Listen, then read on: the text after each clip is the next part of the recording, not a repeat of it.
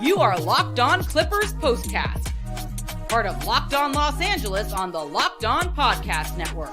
Your team every day. What's up, Clipper Nation? How you feeling now? God, that was absolutely brutal. I don't know how else to describe it. I am Pete Fox. Thank you for joining me here on the Locked On Clippers Postcast on the Locked On Sports LA YouTube channel and the Locked On Clipper podcast feed. Tonight's episode brought to you by FanDuel. Make every moment more. Right now, new customers get $150 in bonus dollars guaranteed when you place a $5 bets. Visit FanDuel.com/LockedOn to get started. I've been covering sports in LA for ESPN and NBC dating back to 2007. Seen a lot of things, a lot of fun games, a lot of exciting games, a lot of brutal losses. Of course, they slip from the memory after a while, but this one will not slip from the memory anytime soon. It's going to take a few years, probably for the Clippers as well. I mean, that is just a kick right between the legs in the family jewels, as they so famously said in 16 Candles. But Lakers come from behind LeBron James, who just went off in the fourth quarter to beat the Clippers 116-112. Clippers blowing a 21-point lead. Lately, they've been playing like crap for 3.5 quarters and then playing good for a quarter and occasionally pulling one out. Tonight, it was the exact opposite of that. Great for 3 quarters, 3.5 quarters, and then LeBron goes off 5 threes in the third. He finishes with 34. And then Kawhi had the ball in the final seconds. 9 seconds in the game. Kawhi gets the ball in the low post by the block. A little bit closer than that shot he hit in Toronto that bounced up and down on the rim like 14 times. And he leaves it short, right in the neck of the rim. It's awful. I mean, Kawhi Leonard makes that shot 9 times out of 10. Oh, I mean, that would have tied the game. They got an easy dunk afterwards to make it 116-112. But you look at this and you say, first of all, it was really just unfortunate that it's a Clipper home game and it was all Laker fans. So this is one of the great things about the Clippers going to the Intuit Dome next year. They won't have to deal with that. I mean, I don't know what you do. You know, it's the tickets are for sale. People buy them. You can't. I mean, they try in soccer. They do it a lot where they force you to be somehow. I don't know how they do it, but they do. They force you to be a fan of the home team, and you can't just buy tickets as a fan of the visitor. So I guess they don't do that at crypto. The Clippers don't do that. JJ Redick was talking about a former Clipper that the Clippers are the distant cousin of people in crypto.com. It's Lakers first, Kings second, and then Clippers a distant third. And that tonight was evident. It just felt bad. I mean, it's awful. I'm sure they're used to it. It's like the Chargers, over at, what's that place called? SoFi. Yeah, they're never the home team. They play 17 road games a year. It's not so bad for the Clippers. When they play the Lakers, though, they are always the road team. I mean, it's unfortunate. This is the final meeting between these two teams at crypto.com. The Lakers had not won a game when the Clippers were the home team since 2000. So that's a pretty nice run for the Clippers, but what a way to end that streak. This just devastating cough up. I mean, it was just, the Clippers were cruising along. I mean, doing practically everything they wanted to do. They were doing all of the things that they haven't been doing well over the last few games, right? The loss to the Kings, the win against the Memphis Grizz. They had lost 2 of their last 3. I'm forgetting the other one. It was an ugly 21-point loss as well. All of the things they did wrong in those games, and I spelled them out at the end of the last postcast 3 nights ago in that loss to the Kings. The first and foremost thing that I mentioned was they have to cut down on the turnovers. And they did that tonight. Very, very well. What did they have? 1? No, they had 12. Okay, but in the first half, they had 3. One of them was a live ball turnover. By the end of the night, just 12. Much, much better. Lakers had 15. They were moving the ball. As JJ Redick described it, the hockey assist. So it's one pass and then the extra pass to find the open man or the guy crashing the boards or, flying through the lane or whatever. That one extra pass is something that they do very well frequently. And when they're doing it, it works well and they score and it just makes scoring easier for them. So they were doing that. They were playing defense, although their defense in the transition wasn't great, but they were playing much better defense. Russell Westbrook, that double-edged sword, playing with a ton of energy, but making layups today, still missing all of his threes, even from the wing. I thought maybe if he shoots them from there as opposed to the corner, it'd be a little bit better. No, missing them from everywhere. What was he tonight? 0 for 2. Oh, it seemed like more. He was 3 of 9 on the night, and those were all layups. So he made the layups, missed 6 of them. And most importantly, more than once, when he would miss a shot, the Lakers would get the rebound and LeBron would go down and score. So not only are the Clippers not scoring, the Lakers are. Start of the fourth, Russ missed another 3. LeBron got the rebound or the pass and made a 3. It was part of a 9-0 Lakers run early in the fourth. Clippers called timeout. Ty Lue was doing his best, kept calling timeout, trying to get them refocused, but it never happened. And I know the Plumlee haters are going to be out there barking. What the heck is Plumlee doing running the break in the fourth quarter when you're just coming apart at the seams? I agree. What the hell is Plumlee doing running the break? Ball gets stolen, turns into Lakers points. They couldn't do anything right in the fourth quarter. I mean, way to go from, hey, this is a confidence building win where we do almost everything right, to, wow, what a devastating win that it's going to stick with us for a while. I wish I could come up with a brilliant tease right now as to one thing that we're going to talk about after the break that they need to improve on. But there's not one. There's still a myriad of things. I don't even know where to begin. Let me try. Let me do my best to try to formulate a tease. The bright side, the silver lining of this game, who was brilliant off the bench and how they kept the Clippers in the game. Coming up next. All right. We start with our friends at BetterHelp, partially sponsoring the show tonight. Around the new year, we all feel compelled to come up with a resolution or 3 things we need to do to improve on ourselves. A lot of times it's fitness related, but there are other things, stop drinking, stop gambling, things of that nature.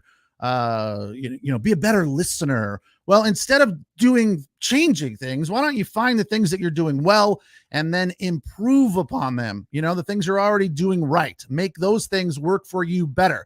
Therapy from BetterHelp helps you find those strengths so you can ditch the extreme resolutions and make changes that really stick. I've done therapy a few times over my lifetime, and I've always found it to be very, very helpful from the standpoint that it always gives me the tools to deal with situations and issues that I find personally challenging. They help you kind of decipher those things and focus on those things and then improve those things. If you're thinking of starting therapy, give BetterHelp a try. It's entirely online and it can be entertaining too. I almost said entertaining. It's not always down. It's quite frequently very enlightening and uplifting, I found, because you find answers to things that you might be struggling with. So it can be very entertaining as well. But it is entirely online and designed to be convenient, flexible, and suited to your schedule.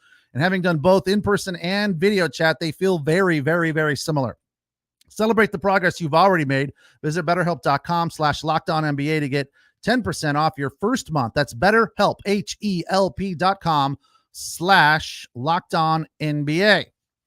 Also want to tell you about Stitch Fix. You know, you want to upgrade your wardrobe. You want to look better because you want to feel better. Well, that's what Stitch Fix is great at. They have stylists who understand your style. They will figure out what works for you with your profession, with your personal life, whatever, your size, your budget, etc.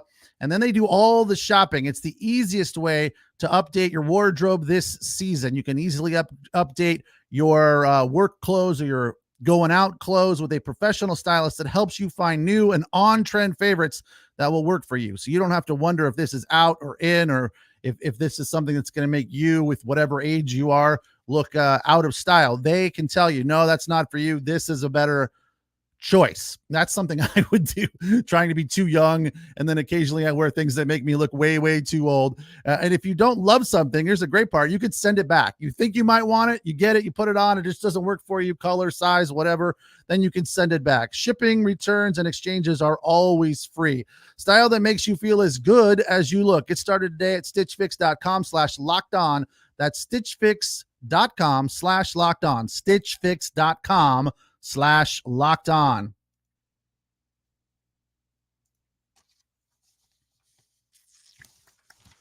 All right. Clippers blow a 21-point lead, losing to the Lakers 116-112. They've now dropped 3 of 4. And this loss was devastating from many different ways. I said going into the break that I would come up with some silver lining. For the most part, the guys off the bench were great. The bench in general was very positive for the Clippers tonight. Except, Russell Westbrook had 8.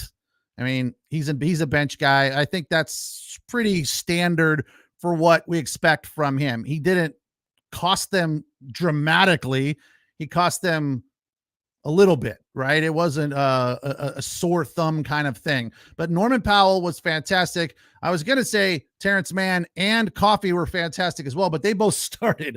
They were not coming off the bench tonight. Terrance Mann usually starts. Coffee is usually coming off the bench. But with Paul George and Zubac out, Coffee was a starter, played 25 minutes, had 8 points. But Mann was fantastic, especially in the first quarter, and so was Norman Powell. Norman Powell, one of the things you can look to and say, all right, he at least didn't unravel. He made key shots in the fourth quarter when they needed him to, as he normally does. So that kind of made me feel like, all right, Norman Powell, it gives me confidence. And I even thought for a second, damn well the Lakers are expecting Kawhi Leonard to get the ball, so why not give it to Powell? I mean, Powell is a confident fourth quarter shooter, especially from beyond the arc. And if he hit one, they would have won the game and not tied it. But Kawhi got it. I guess that's hard to argue with, right? You can't say, what the hell were they doing giving the ball to Kawhi? He got the ball. He got to a good spot. And that's one of the ways that Kawhi is so, or one of the reasons rather, that he's so successful. He gets to his spots that he likes and makes those buckets time after time after time. 39 minutes, 11 of 19 tonight, 3 out of 6 from beyond the arc for 26 points, but he needed 28. So I don't know if things would have been different if Paul George and Zubac were playing. Hopefully, maybe, probably not. It wasn't as if the defense was garbage in the fourth quarter. That was not the problem. The Lakers got hot. LeBron was on fire and couldn't miss, right? He did miss a couple late that would have put it away sooner. The 2 that he missed late in the final minute, Clippers got the rebound and had their opportunity to get back in the game. So he is absolutely the reason the Lakers won this game, but didn't have the game winner. That was D'Angelo Russell's 3. So it was LeBron. And then, of course, the crowd going crazy. The Laker teammates fed off of LeBron's action, and it just, became a steamroller, snowball rolling downhill, if you will. It didn't seem like the Clippers could handle the pressure. I think that is one of the biggest things that I take from this, right? They played hard. Their defense wasn't terrible. It's just that LeBron got going. He was doing that step back 3 thing that he does with a hand in his face. It was either Daniel Tice or Kawhi Leonard on him occasionally, James Harden would get in there, and LeBron liked that. So they saw, all right, we need to switch out of that. So it was Tice or Kawhi. And obviously Kawhi's a fantastic defender and Tice is a big man. So he was doing the best that he could. But LeBron was just banging down the threes over his head, with no room, no extra room. It wasn't like they were wide open threes with a hand in his face. But as I said, he did miss a couple. But since the momentum was rolling, the Lakers were feeding off of it. And Hachimura hit a big three in the final minutes. And the dagger, if you will, from D'Angelo Russell. So what I see from the Clippers after this is, when the tough times come, when the pressure is on, the visiting crowd, or in this case, what should have been the home crowd, but they felt like the visiting team. When the visiting crowd is going crazy and yelling at you, they kind of just fall apart. They didn't rise to the occasion in any way, shape, or form. They played great for 3 quarters. I don't know what you say to them if you're Ty Lue. I mean, are you throwing things around or are you turning the page? Are you saying, well, we looked good for 3.5 quarters and then we fell apart in the 4th? And I guess if you're Ty Lue, it wouldn't be the worst thing to say, what are you going to do? It's LeBron James, right? I guess you could play that card. He's one of the greatest, if not the greatest. And he went off tonight. You could say the same thing, when Michael Jordan goes off or Steph Curry or any number of superstars. Maybe that's what he says. Let's just move on. Or, I think you could turn this into a teaching moment as well. Like Bull Durham, throw the bats on the floor in the shower, right? You lollygag down the court. You lollygag towards rebounds. What does that make you? Lollygagger, sir. Right. That whole thing. And for those of you going, what is he talking about? Bull Durham. It is a sports movie classic starring Kevin Costner and Timothy Robbins and Timothy Robinson's wife, who I'm forgetting her name. Susan Sarandon. Yeah. One of the greatest sports movies of all time. And I'm sure even most of the youngsters have seen it. Not everybody. So if you haven't, definitely put it on your list. It's a baseball movie, not a basketball movie, but it is a classic. So I think you could turn it into that kind of teaching moment, like, the solemn, quiet, well, that was effing disgusting. You guys should be absolutely embarrassed. You are professionals. People pay lots of money to watch you play. And that was disgusting. And walk out of the room. Right? I think that would work. All right. We'll take our last break. We'll come back and we'll do the bucket list, which I have. And we'll do the superlatives. Thank you for joining me here on the Locked On Clippers postcast on the Locked On Sports LA YouTube channel and the Locked On Clippers podcast feed. All right, tonight's show also brought to you by FanDuel. Well, Super Bowl has come and gone. Oh, no, wait, I'm sorry. FanDuel was our title sponsor. Our final sponsor is eBay Motors. And I have a good story to tell you about eBay Motors. eBay Motors, you can fix up your car confidently. They have everything you need to maintain your vehicle and level it up to peak performance, from superchargers, roof racks, exhaust kits, LED headlights, and much more. Whether you're into speed, power, or style, eBay Motors has got you covered. I have a friend who is driving a beater. He's doing his best to keep it alive. He's had it for quite a while.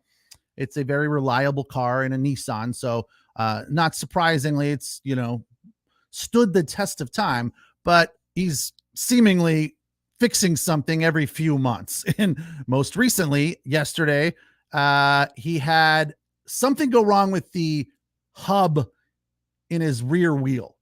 Turns out the hub broke, and when it broke, it rubbed against the brake pads and the rotor and all of that stuff. So he had to replace the rotor, the brake pads, and the hub.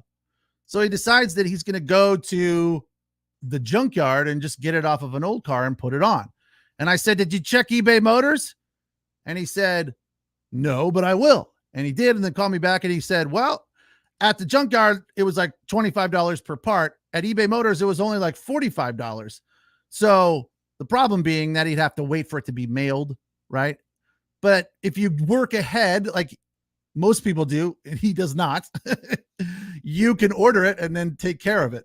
He needed it to happen right now. But the point is, he was very, very surprised at how reasonable and how affordable the parts were to fix his car. And of course, they had the right part with over 122 million parts for your number one ride or die. You'll always find exactly what you're looking for with an eBay guarantee fit. Your part is guaranteed to fit your ride every time, or you get your money back. With all the parts you need at the prices you want, it's easy to turn your car into the MVP and bring home that win. Keep your ride or die alive at eBay Motors. Eligible items only. Exclusions apply. eBay guaranteed fit, only available to U.S. customers. All right, Clippers fall apart, unravel in the fourth quarter, lose to the Lakers 116-112. It looked great for 3 quarters, and I was almost ready to turn it off in the fourth quarter because I said nothing good can come of this, and I was 100% right. I did enjoy watching LeBron hit those threes, although it was frustrating as hell. He's just a great player. I mean, when you're watching greatness, you have to appreciate it, right? You really do. And LeBron is fantastic. All right, here's our bucket list for tonight. In at number 5, Terrance Mann, who again started and played very well, had 16 points, was 7 of 9, 0 for 1 from beyond the arc. Had a flush early in the game, the 7:52 mark with the left hand over AD, kind of posterized AD a little bit. That made it 12-8 Clippers. And then at number 4, Kawhi Leonard, a tip in right at the buzzer of the first quarter to give the Clippers the lead, 30-29 that point. It came off of a Russ penetration and missed layup because Clippers got the ball in the Lakers' end and like 3 seconds. And I mean, I could say all the negative things I want about Russell Westbrook. I try to make it positive at times. One thing you cannot take away from Russell Westbrook at 35 years of age is his speed. He is lightning fast, and he's always been that fast. He hasn't lost a step. Gets the ball in the Lakers' end, sprints down, misses the layup because he's going 100 miles an hour. But there for the tip was Kawhi to give the Clippers the 1-point lead. I always think it's good for them to take momentum from a quarter or a half into the next quarter, and that's what that did for them. Number 3 on the bucket list tonight, Harden's first 3. It came at 5:40 of the second. It gave the Clippers a 10-point lead, 52-42. This is when they start to pull away. Harden had been missing threes, not just tonight. He was, I think, over 4, 0 for 5 at that point. Coming into this game, he was 3 of 15. So he's really been struggling from beyond the arc, but had a fantastic, amazing second quarter, scoring 16 points, I think, just in the second. Yeah, he had 18 in the first half and 16 in the second quarter alone. So Harden figuring out a way. You got to give him credit for that as well. Not shooting the 3 well. So then he started penetrating, of course, getting fouled because he's a master at that, and just getting layups. He was scoring quite efficiently from the low post. But his first 3 came at the 5:40 mark of the second to make it a 10-point Clipper advantage. For number 2, Kawhi Leonard hit a 3 at the 7:11 mark of the third. It made it 76-62. Reeves missed a 3, would have made it 6-point deficit for the Clippers at that point. So Reeves misses the 3. Clippers get the ball. Kawhi Leonard hits a 3. It's part of a 10-1 run for the Clippers. So I'm thinking, perfect. This is great. Because one of the things I talked about a few nights back that was a problem for the Clippers, they'd go on a run and then they turn right around and give up a run to the opponent. They did not do that tonight until the fourth quarter. So they went on a 10-1 run at that point and really started to pull away. That's when the big 21-point advantage happened. As for number 1, I did have a Norman Powell buzzer beater right at the end of the third. Turnaround 3-pointer that made it a 19-point advantage, 96-77. But that was prior to the Clippers falling apart and stepping in it, wetting the bed. All of those analogies for losing a game when you're up big. Leaving the barn door open is also one of my favorites. But the number one basket of the night was D'Angelo Russell's 3, which was so smooth because he didn't even set the ball. He caught the ball above his head and shot it, and it went in. And then he turned around and flaunted it to Clipper fans. Didn't appreciate that, but more than anything, he was probably, saluting the Laker fans as they're all right there on the floor going crazy. So he was doing the thing, but it was, it kind of seemed like he was trying to taunt the Clipper fans, but we all know it was him celebrating with the Laker fans. So he was fantastic, continuing to play hot. It took him a while to get going though. He was not very good in the first half. He was 6 of 10 on the night, 3 threes for 18 points. As far as the rest of the numbers, LeBron again had a brilliant night, had 5 threes in the fourth quarter. He had 7 threes on the night. He finished with 34 points. Anthony Davis started well. The Clippers did a really good job of switching on him, and it slowed him down for the better part of the second and the third, even part of the fourth. He finished with 20 though, and had some big rebounds, 12 in all, but some of them were very, very clutch in the fourth quarter. Hachimura had 17, and Reeves with 13, going 6 of 11 for 1 3. As for the Clippers, led by Kawhi Leonard's 26. Tice, who started, had 9.